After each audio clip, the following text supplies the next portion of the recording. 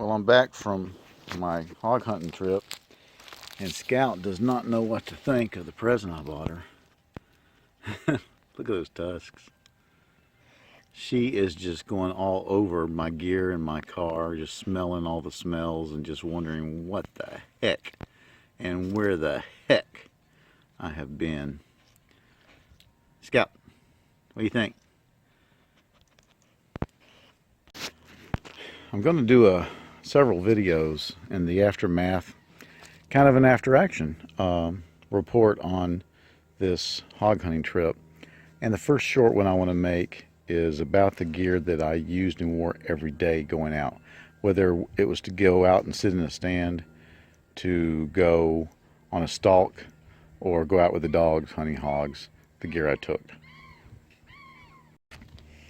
Now this is my chest rig, and it is nothing special. I think it's maybe a Condor. It's a simple chest rig, but I would wear this almost all the time. And when you're sitting in a stand, especially some of the stands I sat in, it's funny out there, they have some stands that are just incredibly posh and just nice and roomy, and then they've got literal old-timey deer stands where you're sitting in this cramped little thing and you can't even move your knees, and it's open air.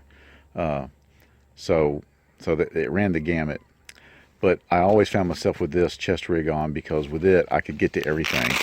And in here I would carry my rangefinder. I had another one right here sometimes that would carry my headlamp. Of course, I had my Leatherman at all times, and this came in handy. This Leatherman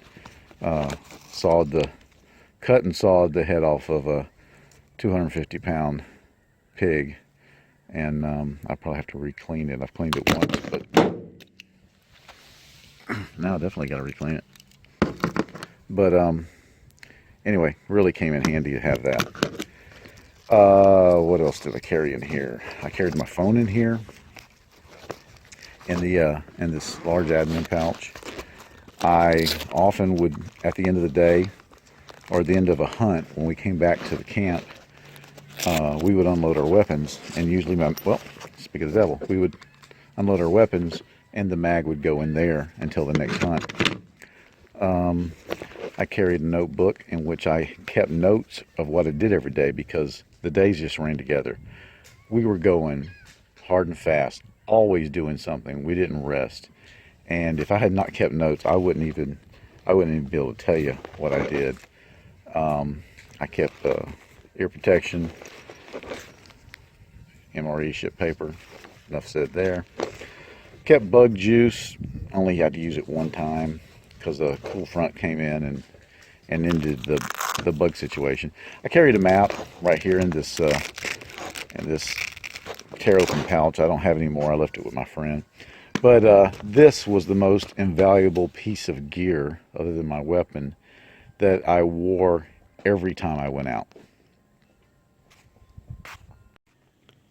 This is the pack that I carried, and often it got left in the four-wheeler, and I used it as a resupply because I carried it full of stuff. I did wear it a good bit, and I took it to all the stands. In this pouch I carried extra ammo in the form of one extra magazine and then just extra GP ammo. And then in this pouch I carried my little stove and the stuff to make hot coffee. I only ended up doing that one time. As I said, it got really rainy and really cold, and I was in a stand one time where I had tried to cross a creek and fell in a hole and got one leg wet. So I couldn't cross the creek and go to the stand I wanted, so I backtracked, I don't know, a quarter of a mile, and took up in another stand. And while in that stand, I tried as best I could to dry out, and took advantage of being in a closed stand and made myself some hot coffee. And then in this pouch, mostly snivel gear, the solar charger for my phone, which acted as a power bank, not a solar charger, because it was there wasn't a lot of sun.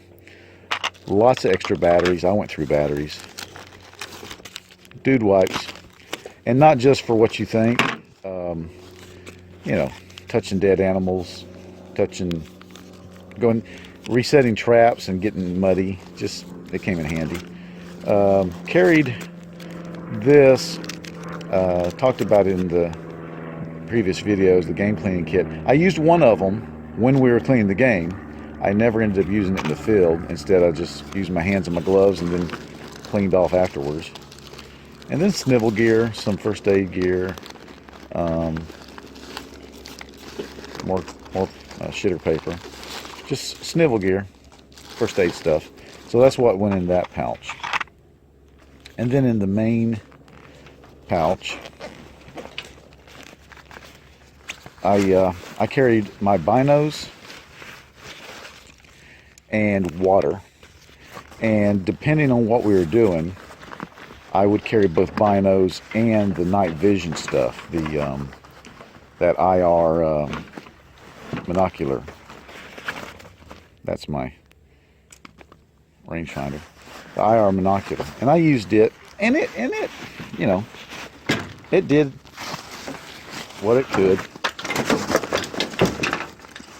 It worked as best it could. I really found myself jealous of my friend's scope, his night vision scope, his thermal scope. Not $3,000 worth jealous, but jealous nonetheless. And then I carried an IR flashlight to help with the IR. Extra garbage bag, because very often it was raining, and I would put this pack in a garbage bag and leave it in the four-wheeler glass case, because I'm getting to the place where sometimes I wear my glasses, sometimes I don't. An extra strap for strapping the bag to a tree if I had to. And then in this back pouch, I carry snivel gear. Nothing fancy. I think I had some gloves in here at one time. I had my rain hat. I had a little head net for bugs if it happened. It didn't. So that's what I carried in that. And that went out almost all the time. It just very often got left in the ATV, and I would use it for resupply. Like I said, I carried 3-4 bottles of water in the main pouch or in one of these side pouches, but often I would just grab a bottle, depending on what we were doing, and throw it in a cargo pocket and carry it that way. I did carry a bottle of water in this one time, and it actually carried okay. We were stalking, and I just set a bottle of water in that, and it worked okay. So that's what I carried day in, day out, whether I was going in a stand, whether I was stalking, whether we were hog hunting with the dogs. Now, I did dump this at one point, hog hunting with the dogs, because you don't carry guns when you're hog hunting with the dogs. They won't allow that. You kill the hog with a knife. They don't want guns around the dogs. It gets fairly crazy, and there's a fear that somebody will shoot a dog, and I totally understand that. So once the dogs bay a hog, and we decide to go in, we may be half a mile away through crazy brush, and I just found that everything I could get rid of, the better, because you were just a huff and puff and sweating mess. So I even dumped that during those episodes.